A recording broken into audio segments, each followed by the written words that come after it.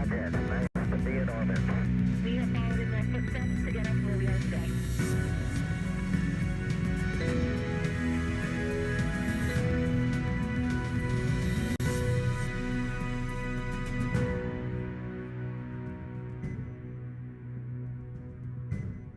And there it is. You're looking at the American-made rocket and spacecraft that will return American astronauts to the International Space Station from American soil for the first time since the retirement of the space shuttle, last flown nearly 9 years ago.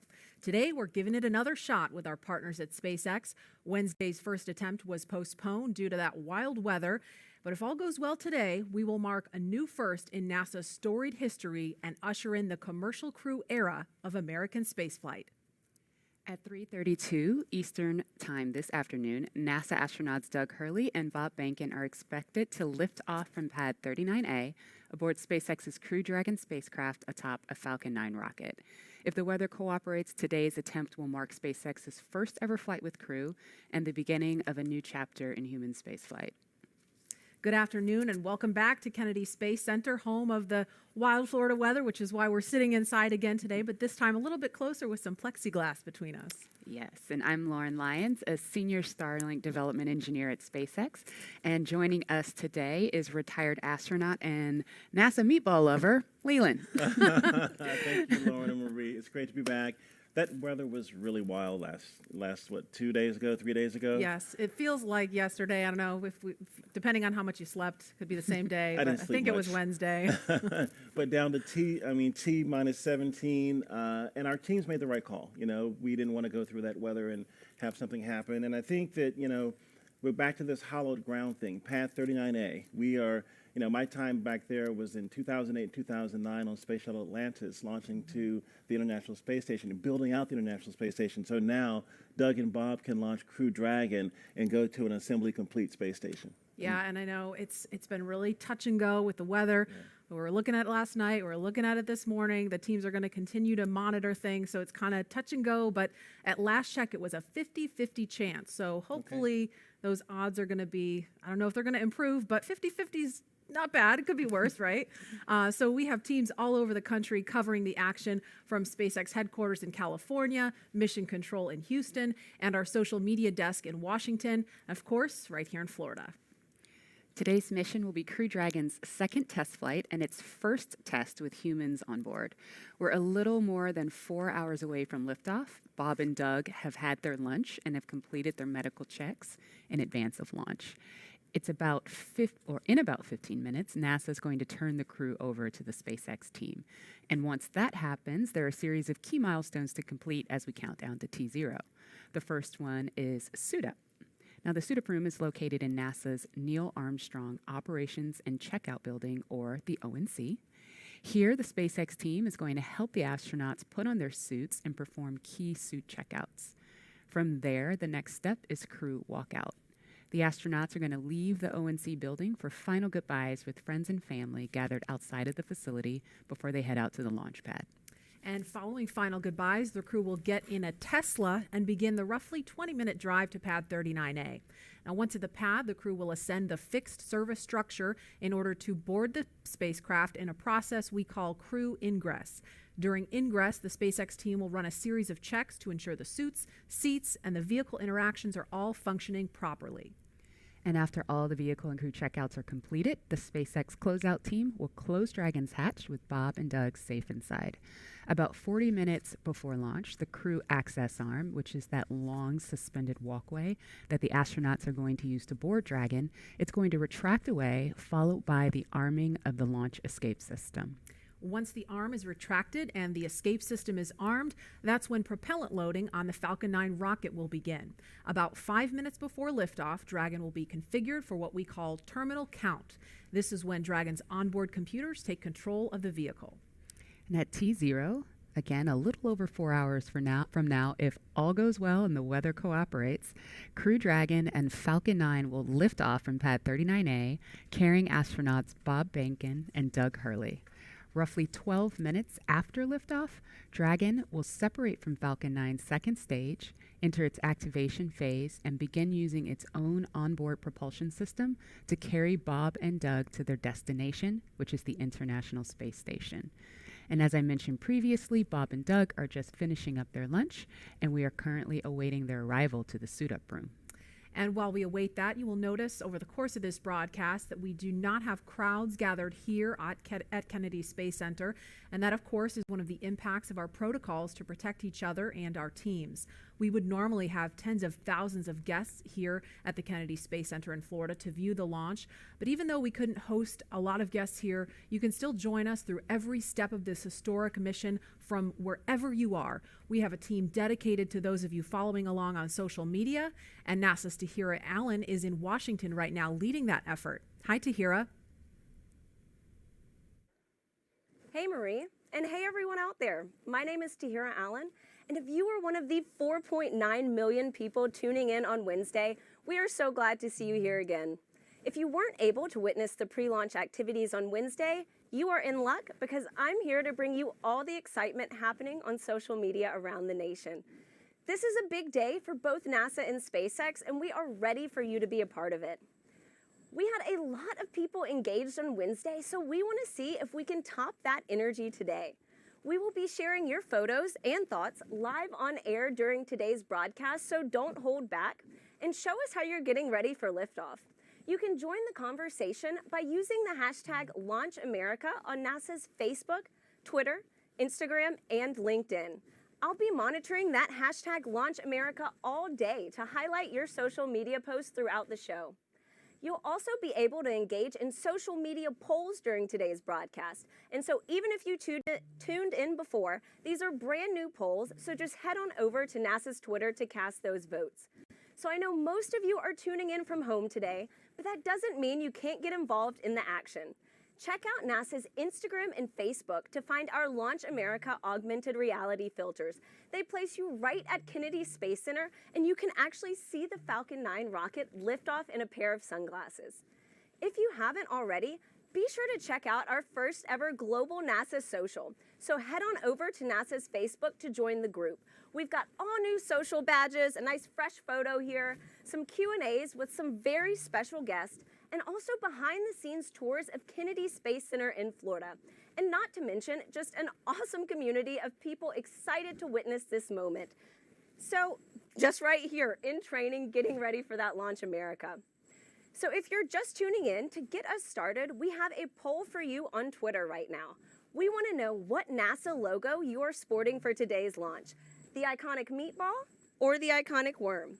Head on over to NASA's Twitter to cast those votes. And with that, let's head back to Lauren at Kennedy Space Center. Lauren?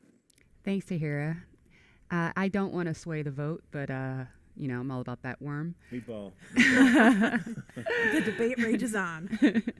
Aside from our debate, the main purpose of today's demonstration mission is to put Crew Dragon through the final operational tests to officially certify the vehicle for human spaceflight. The SpaceX and NASA teams have put years of work in development, testing, and training to get us here today, and now we are just around the corner from seeing Falcon 9, Crew Dragon, and Bob and Doug lift off for the first time, and doing it from that same historic launch pad that first sent humans to the moon more than 50 years ago. Now, it's really good that we're inside today because I'm still ready to run across there and try to hitch a ride to space on that Crew Dragon. It's a beautiful vehicle. What SpaceX and NASA have done together to create this incredible rocket, it makes me want to just run out that door right now and get out there. Well, you're not allowed to leave today, but Leland, I don't know if you've seen some of the comments on social media. You've been nominated by a lot of followers to fly one of the future missions of Crew Dragon. So I don't know. Yeah, let's do that. Okay. So we are just about 3 miles from Launch Complex 39A. Leland, don't get any ideas. I know that's not that far. That's where liftoff will happen in a little over 4 hours. And so we want to check in now with the team at SpaceX Hawthorne, where NASA's Dan Hewitt and SpaceX's Jesse Anderson are keeping an ear on operations. Good morning, guys. Hey, good morning, Marie. Thanks so much. First off, hashtag Team Worm. But hello from SpaceX headquarters in Hawthorne, California. My name's Dan Hewitt. We're here for round 2 for this historic launch. And Dan, we're so glad to have you back here today. Hopefully the weather is working in our favor today. It looks really sunny and nice out there, so fingers crossed. My name is Jessie Anderson, and I'm a lead manufacturing engineer here at SpaceX, and we are so honored to be NASA's partner in returning humans to space from the shores of Kennedy Space Center. 10 years ago, we sent the Dragon that's displayed right behind us on its first orbital demonstration flight, and I speak for all of us here at SpaceX when I say we could not be more excited to finally be sending humans to the International Space Station. And just as a refresher, today's mission is known as Demonstration Mission 2 or Demo 2. This is going to be the first time a commercially built spacecraft will launch people to the space station. Demo 2 is an end-to-end flight test from launch to docking all the way to splashdown in the Atlantic at the end of their mission. And this is the final test for NASA to certify SpaceX for regular crew flights to the space station. Right now, SpaceX and NASA have teams working together around the country. On the SpaceX side, they have teams at the Cape performing final launch day checkouts as we speak, just to make sure Dragon is healthy and good to go. At the moment of liftoff, we will transfer authority over Dragon from our firing room in Florida to Mission Control here in Hawthorne. Mission Control will have insight and command of Dragon systems for the entirety of this upcoming mission. And since Dragon is a highly autonomous vehicle, our teams in Mission Control will be continuously monitoring the health and performance of the spacecraft through the entire duration of its journey. That's from liftoff all the way until Dragon splashes back down on Earth. While there are a number of people on headset here in Mission Control right behind us, the mission director is the one in charge. It's also where the SpaceX Core, which stands for Crew Operations Responsible Engineer, who's essentially the voice talking to astronauts throughout their flight, will reside. Dragon and Falcon 9 together have years of operational experience, or what we refer to as flight heritage.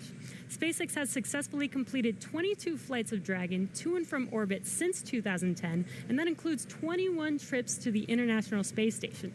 And to get us where we are today, not only have we conducted thousands of hours of testing, but we've also enhanced and added a number of safety features to Dragon. One of the most important safety features on Crew Dragon is the launch escape system. It's a huge advancement in the safety of human spaceflight, and SpaceX was able to demonstrate the system in two important tests. The first one coming back in 2015 with the pad abort test, which we're watching some video back from right now. And then a little bit more recently, last January of this year, the in-flight abort test. Dragon's launch escape system is outfitted with 8 Super Draco engines that are integrated directly into the spacecraft body. This enables Dragon to separate from Falcon 9 and carry astronauts to safety in case of an emergency on the launch pad or all the way up to orbit. And in addition to the launch escape system, SpaceX has completed over 80 parachute tests, which includes nearly 30 tests of just the upgraded Mark III parachutes that's flying on today's vehicle. And that's to ensure a safe landing back on Earth, even in the unlikely event that one of those 4 main parachutes fails. And we can't forget the significance of our first demonstration mission just last year, which itself was an end-to-end flight test to and from the International Space Station, just no actual humans on board. But now, though, let's go to the one and only SpaceX's Principal Integration Engineer, John Innsbrucker, for our first status update. John? Oh, you're so kind, Dan. Good morning from SpaceX headquarters in Hawthorne, California. As Dan said, I'm John Innsbrucker, and I'll be bringing you status updates throughout today's countdown. We're currently just inside T-minus 4 hours, 9 minutes. Today, as mentioned, is our second launch attempt. The first attempt was scrubbed on the 27th. In that attempt, the team proceeded deep into the countdown, but when 3 weather rules concerning lightning and cloud cover were no-go, and there was no chance of improving, the SpaceX launch director stopped the countdown at just inside T-minus 17 minutes, and the launch was scrubbed. Now, following the scrub, we drained back the propellants from Falcon 9, and the crew left the capsule and returned to crew quarters. Now, since the scrub, Falcon 9 has remained vertical on the pad, as you can see there on the monitor. It's remained powered up. The launch crew currently reports no significant issues on the Falcon 9. Minimal activity has occurred on Dragon over the same period. The most significant task was topping off oxygen and nitrox in the environmental control system. Now, we just finished up a weather briefing to the crew a few minutes ago. Conditions at Kennedy Space Center for launch, 50% chance of violating conditions, which is also 50% chance of good conditions. The basic concerns are precipitation, cumulus thick clouds, anvil clouds, all related to the threat of lightning. We're also watching the weather downrange in case there is an abort and Dragon has to splash down off the coast. Further, several hundred kilometers away, we are watching a series of weather patterns that look like they're going to be good, so we are continuing into the count right now. Coming up at T-minus 4 hours, the SpaceX launch director will perform a poll. That'll verify the conditions are safe there at the pad to open it back up to just the support crew. That support team will enter the area and begin preparations for arrival of the astronauts at the White Room at about T-minus 3 hours. Following that poll, the launch director will provide a countdown status briefing. We might be able to hear that depending upon what's going on the nets.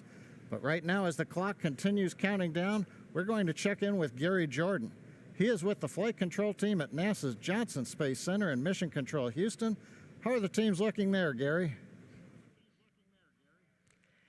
Thank you, John, and welcome everyone to Mission Control Houston. This room you see behind me is one of 3 flight control rooms at the Johnson Space Center, also known as Flight Control Room 1. This is where teams monitor and direct all of the operations on the International Space Station.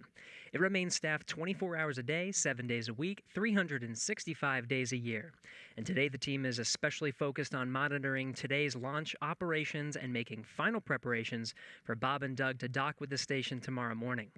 Today, I'm joined remotely by NASA astronaut Rex Walheim, who was on that last flight from American shores 9 years ago, STS-135, with Doug Hurley. Rex flew on 2 shuttle missions before that and is now the Deputy Director of Safety and Mission Assurance here at the Johnson Space Center. Rex, thank you for joining me. My pleasure, Gary. Nice to be here. Now, Rex, we're closing in on the suit-up process for Bob and Doug down at the Cape. What were some of the thoughts going through your head as part of the crew suiting up for a shuttle flight for the very last time? It's just it's a really exciting time. You've kind of practiced it many times before, but this is for real. But again, you never know for sure whether it's going to be for real. So for STS-135, we only had a 30% chance of launching on our actual launch day. So you're thinking, it's probably not going to happen. But we got to be ready for game day, and so you get suited up. And you walk out those storied corridors where Neil Armstrong walked out before he went to the moon, and get on the Astrovan in our case and head out to the launch pad. Rex, as I recall, the weather was not so favorable for STS-135 in the beginning of the day, but started looking a little bit better towards launch time, and you were able to get off the pad, though you had to scrub for weather on 110 and a few times on 122. It seems to be a normal thing for human spaceflight. Yes, it is. It's like I say, you never know what your launch day is, so you have to be prepared anyways, no matter whether the vehicle may have issues that they're working at the last minute or the weather may not cooperate. So you get ready and do the countdown. And on STS-135, it didn't look very good. Like I said, we had only a 30% chance of go. And so we got out there anyways, and we got strapped in, and we weren't sure whether there was going to be go or not. And our commander looked outside and said, well, I got good news and I got bad news. The bad news is it's raining, but the good news is it looks like it's clearing to the west. And sure enough, they brought the count back down to T-9, where they checked the weather, and they decided it was go. And so, hey, we're going. This is going to be great. Then they brought the countdown all the way down to 31 seconds, and the clock stopped. We didn't get any alarms or anything, and we're kind of looking around, what's going on? And we heard over the intercom that the launch was halted due to a malfunction. And we're like, what kind of malfunction? And sure enough, we figured, okay, well, now we're not going to launch for sure. It's just 31 seconds from launch. We've only got like a minute hold time, and so your mood starts going down, and figured, well, doesn't look like it was going to be it. But turned out the team at the Kennedy Space Center knew what the problem was. They wanted to make sure that the gaseous oxygen hood, the arm, had moved out of the way so the shuttle could launch. They took a camera, verified it was, and then they picked up the count.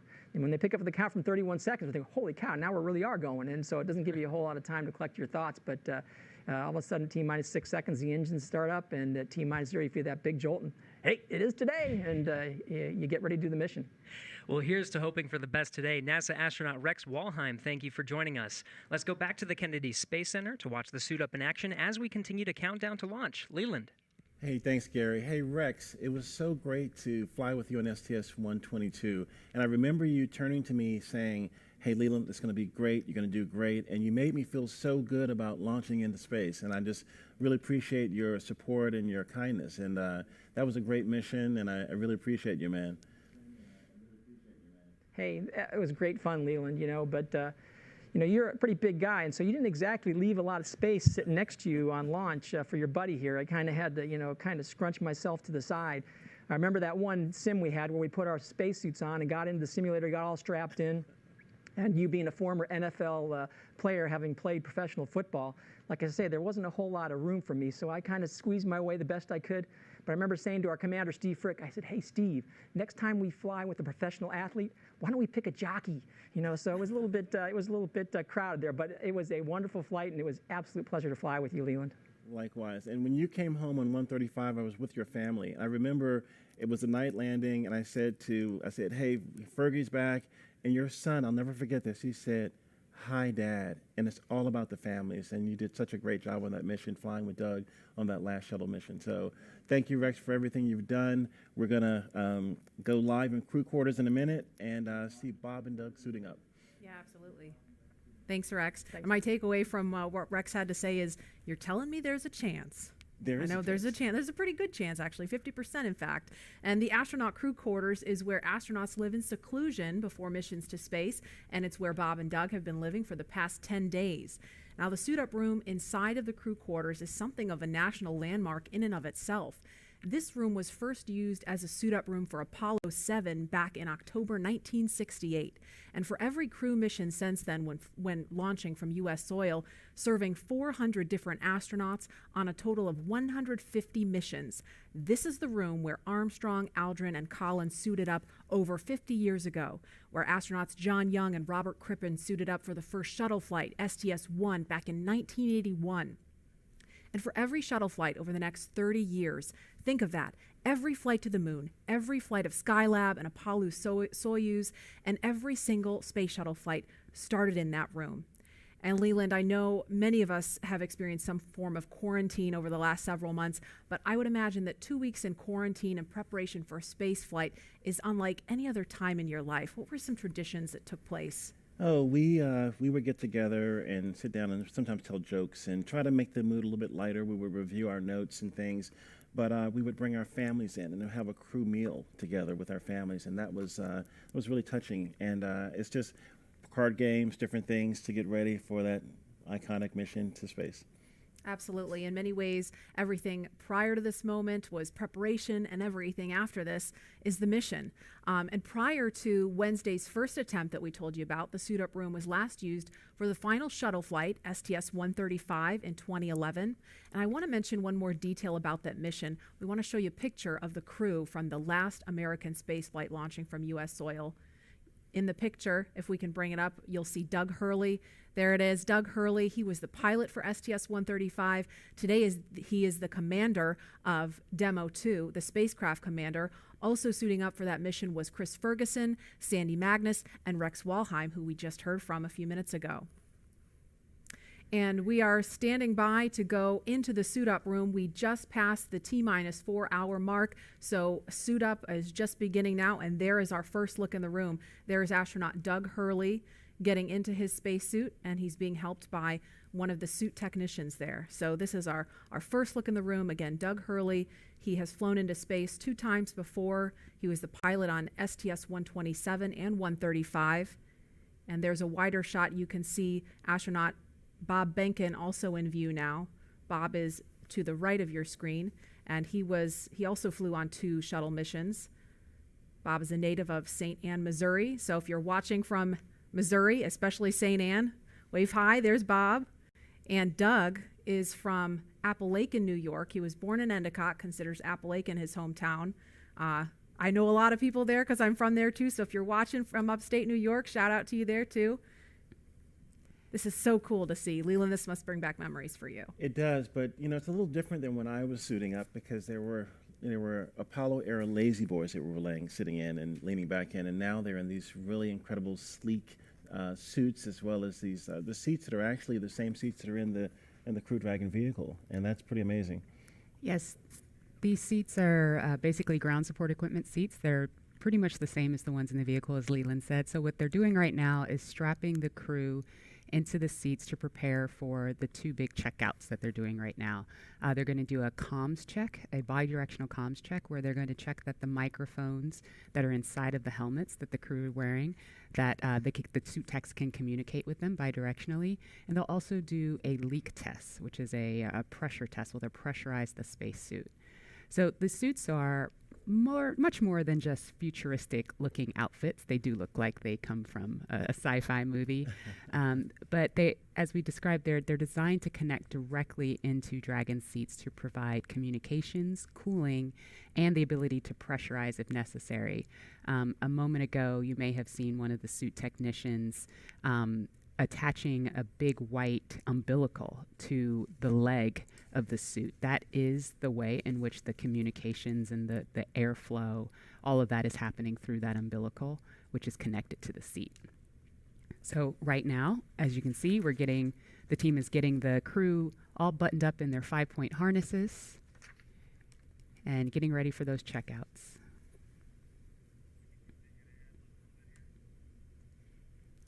And there's that worm again, Leland, right front and center. How does that make you feel on a spacesuit? It makes me feel just great, Marie and Lauren. We have a lot of heritage and tradition with the meatball, but I'm able to be a little bit more flexible now that Lauren has beat this worm thing into me.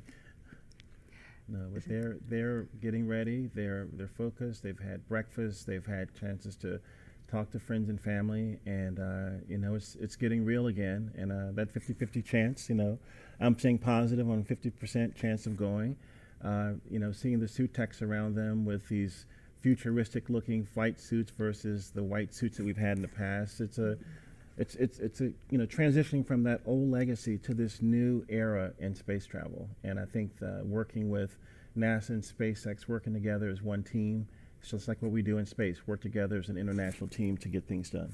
Absolutely. And this group really gets to know each other well, too. There's a wave from Doug and a thumbs up.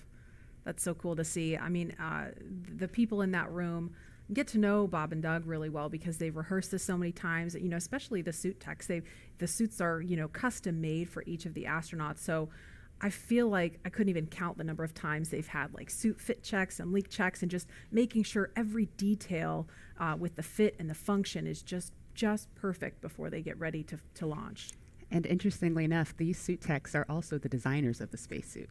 They've been working with the crew for years as we've been building these suits, their training suits, all of the training events in Hawthorne, where the crew is inside of the Buck, the capsule simulator. This is the team that's been working with them for years. The team that dressed Ripley, which is the ATD, the dummy that flew in Demo 1. The mannequin, right? Mannequin, Smarty. The There's Smarty. lots of names for Ripley. But the point being, they've been with these suits from cradle to grave and have been working so closely with Bob and Doug. Pressures and making sure everything looks good prior to arming the launch escape system, but not tracking a constraint at the moment. So overall, Dragon's healthy and ready for crew ingress. Okay, thank you for the update, MD. And this concludes the countdown briefing. So you just heard in that briefing there, they're continuing to move forward towards launch. And as we have a view of Doug Hurley there adjusting his visor, again, he is the spacecraft commander for Demo 2. And while he continues the suit up process, we want to give you a closer look at the veteran Marine Corps fighter pilot and spaceflight pioneer.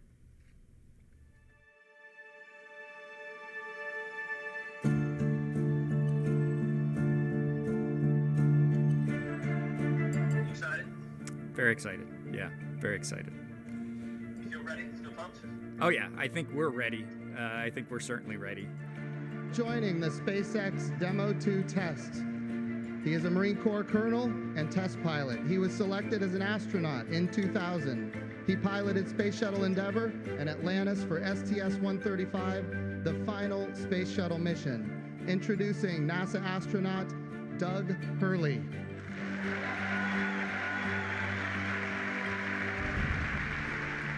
It's a life-changing process in so many ways to fly into space.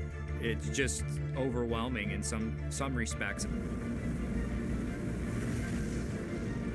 Just the sensations, the rumbling, the shaking, the acceleration. When the engine shut off and you go from, in the case of the shuttle, you go from 3 Gs to 0 Gs instantaneously and things start floating. And I remember distinctly just thinking, what just happened? To see a rocket launch in person is, it's a pretty emotional event. I remember the first time I saw a shuttle launch and it was amazing. And then when I saw a shuttle launch with my wife on it, that is quite the emotional experience. My name is Doug Hurley, and I'm the spacecraft commander for the Demo 2 mission to the International Space Station.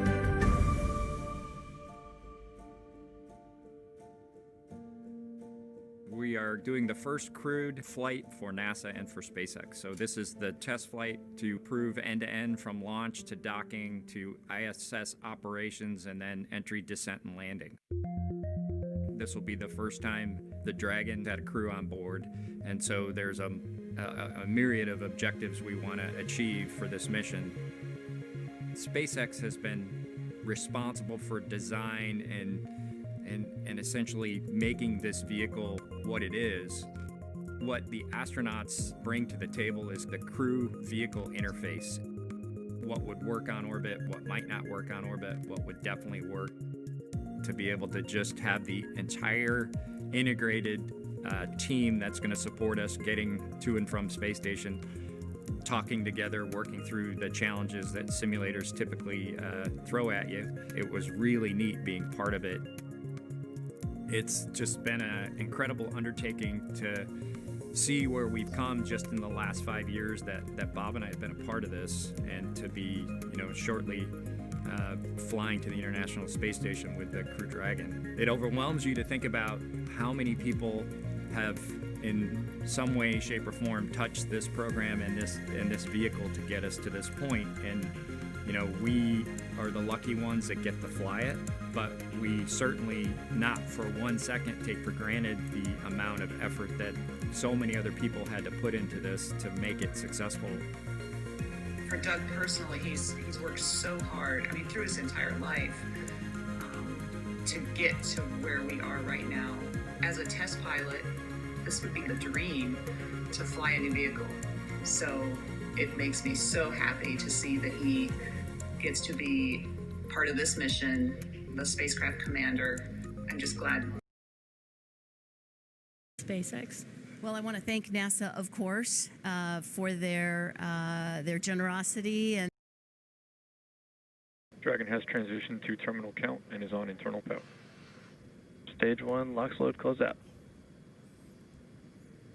Okay, we're at T-minus 2 minutes, 42 seconds. Stage 1 LOX load is closed out. Stage 2 will continue to load for about another half a minute or so. Once we get the completion of Stage 2 LOX loading, we have to vent down the line, so you'll see another large white cloud coming off of the strongback. That'll be normal. That'll happen around transitioning to T-minus 1 minute. SpaceX Dragon, we're go for launch. Let's light this candle.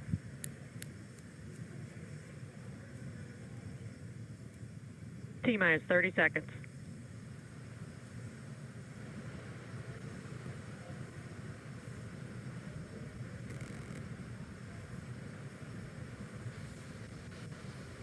Stage 1 tanks pressing for flight.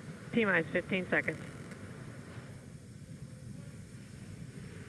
10, 9, 8, 7, 6, 5, 4, 3, 2, 1, 0. Ignition. Liftoff of the Falcon 9 and Crew Dragon. Go NASA, go SpaceX. Godspeed, Bob and Doug. America has launched. And so rises a new era of American spaceflight, and with it the ambitions of a new generation continuing the dream. 20 seconds into flight, Stage 1 propulsion is nominal.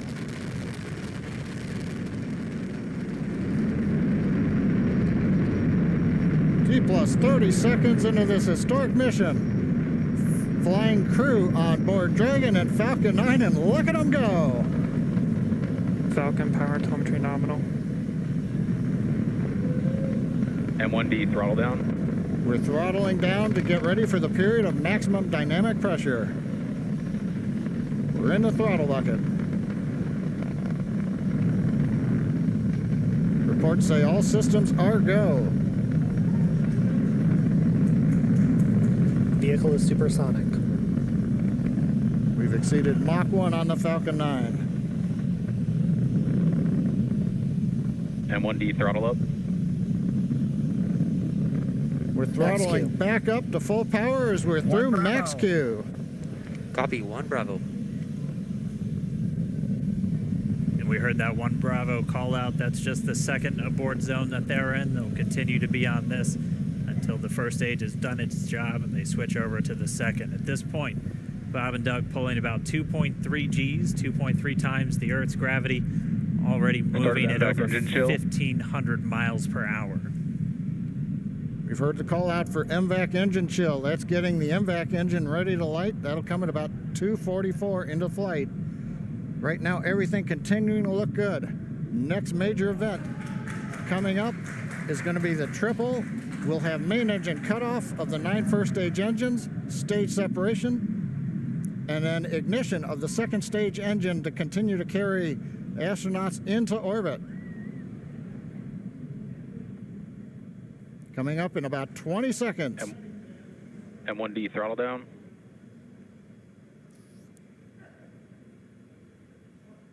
We heard we're throttling down the Merlin engines on the first stage.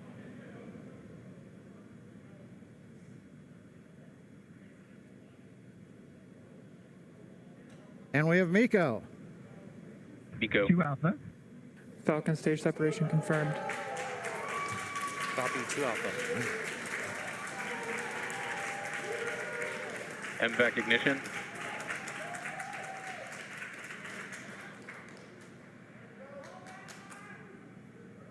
All right, we have stage separation confirmed. The first stage beginning its flight back. The second stage being powered by that single Merlin 1D vacuum engine has ignited and is now carrying Bob and Doug into orbit. So they're going to continue under the power of this second stage. Stage 2 propulsion is nominal. Which will cut off at SECO, or second engine cut off, at about 8 minutes and 44 seconds into today's flight. So a little over 5 minutes to go still on this second stage. You heard the call out 2 Alpha, so they're now in the longest abort zone that carries them all the way from about North Carolina up the eastern seaboard almost to Canada.